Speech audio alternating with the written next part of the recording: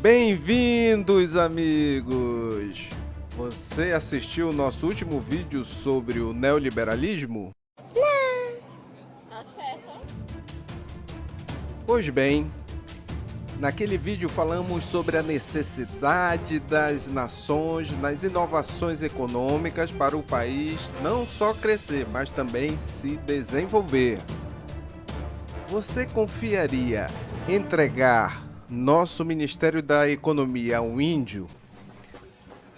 Mais ou menos. Pois bem, este vídeo mostrará uma espetacular experiência econômica na América do Sul que foi realizada por um índio. Nos últimos 14 anos, um país saiu do patamar de mais pobre da América Latina para se tornar a experiência econômica, social e política que causou espanto e admiração em todo o mundo. Como se deu o sucesso desse país? Historicamente se caracterizava por mudanças bruscas e violentas de governo, mas conseguiu evoluir para uma economia próspera, com substancial melhora na distribuição progressiva de renda.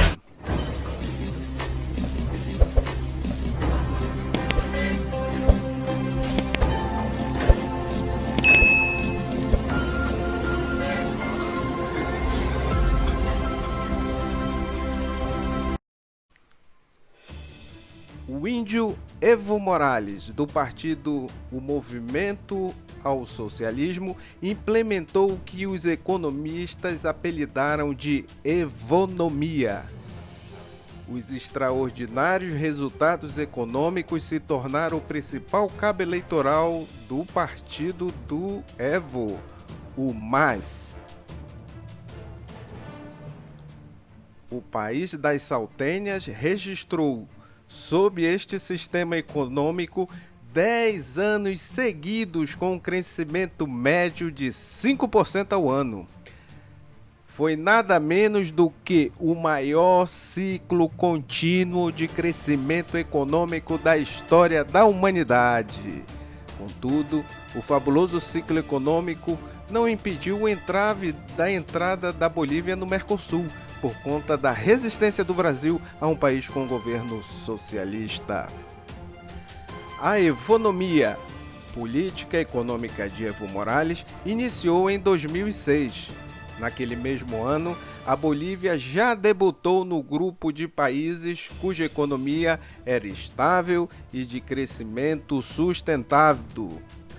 Evo Morales combinou uma forte intervenção estatal, uma nacionalização em áreas estratégicas como gás e eletricidade e uma poderosa aliança com o setor privado da agricultura, da indústria, do comércio e também das finanças.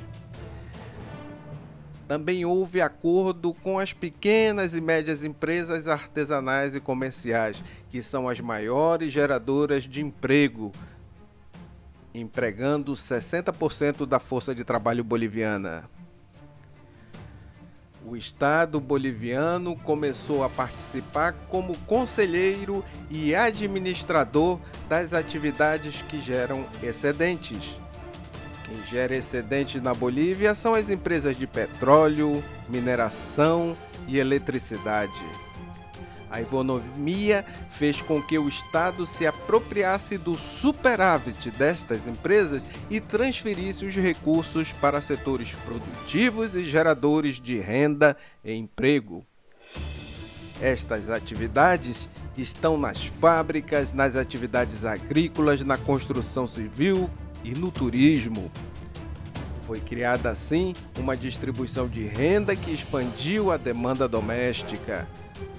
Durante o neoliberalismo boliviano, dominante na América Latina nos anos 90, os superávites acabavam por fugir da economia doméstica por causa de, principalmente, remessas de lucros ao exterior, através das multinacionais, que atuavam em setores estratégicos dos recursos naturais. O Centro Estratégico Latino-Americano de Geopolítica, a CELAC, calculou que a política nacionalista das áreas estratégicas gerou uma receita interna de 74 bilhões de dólares. Só do valor que escapava do país, equivalente a 2 PIBs da Bolívia. Além disso, este valor gerava 670 mil novos empregos por ano. Para um país do tamanho da Bolívia, era um resultado fenomenal. Nós, latinos, tivemos ciclos excelentes com altas dos preços das matérias-primas que exportávamos, as commodities. Diferentemente de outros países em que essas receitas estavam fugindo para o exterior, como remessa de lucros, Evo Morales não apenas nacionalizou o superávit, o índio também o reorientou para o mercado doméstico com 3 critérios. Primeiro, industrializou as matérias-primas. Segundo, promoveu atividades do mercado interno para a geração de renda e empregos. Por fim, corrigiu a fenda social. A correção da fenda social fez com que, de acordo com os parâmetros do Banco Mundial, a Bolívia passasse a ser um país de renda média. A pobreza, aliás, a extrema pobreza caiu de 38% para 18% e nos principais centros urbanos diminuiu para 10% da população. A Bolívia triplicou a renda per capita e a inflação e a taxa de câmbio permaneceram estáveis. Os níveis de desigualdade, que estavam bem acima da média latino-americana, ficaram bem abaixo da média. O país cresceu 2 vezes mais que a taxa média de toda a América Latina. Para a Comissão Econômica para a América Latina e o Caribe, a CEPAL, o motor do crescimento do PIB da Bolívia foi o investimento público e a expansão do consumo. A era da economia também deve muito ao seu ministro da Economia, outro índio, Luiz Arce Catacora, que hoje é o atual presidente boliviano. Luiz Arce tomou como alicerce o macrobalanceamento econômico. Ele defendeu que o Programa Monetário e Fiscal fosse elaborado pelo Ministério da Economia e pelo Banco Central, e não mais pelo Fundo Monetário Internacional, como no passado. Uma das grandes conquistas de Arce foi a desdolarização, ou melhor, a bolivianização da economia. No início do século XXI, apenas 3% dos depósitos no sistema financeiro eram em moeda nacional e o restante era em dólares. A economia inverteu os números.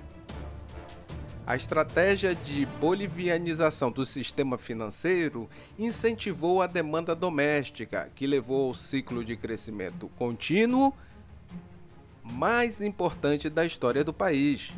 A economia foi capaz de sustentá-lo, apesar da crise econômica na Argentina e no Brasil, as duas potências latino-americanas que nos anos últimos caíram novamente na experiência do neoliberalismo. O ministro de Minas, César Navarro Miranda, enfatizou sobre a sobrevivência da economia à onda neoliberal que voltou à América do Sul. É que o país é consolidado no Estado plurinacional, o que permite a participação de todas as classes e etnias.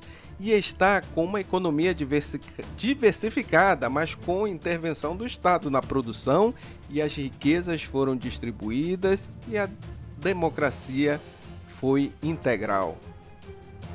Foi até o golpe de Estado com participação da OEA, a Organização dos Estados Americanos, que derrubou Evo Morales para empurrar a Bolívia novamente para as mãos do FMI e do neoliberalismo.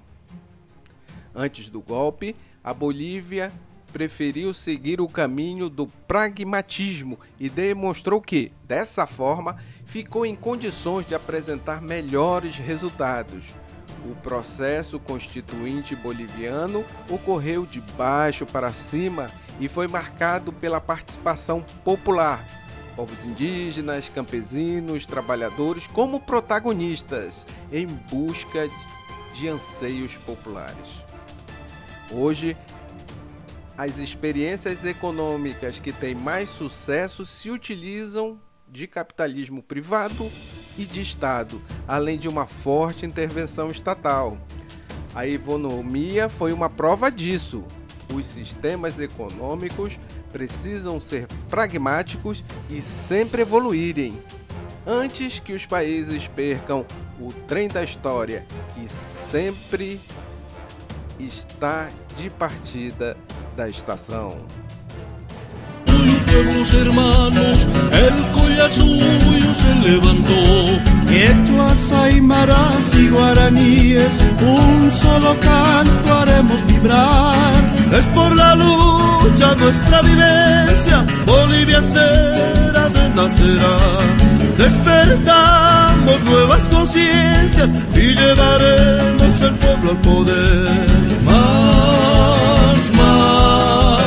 Al nuevo alba seremos más, ya somos más.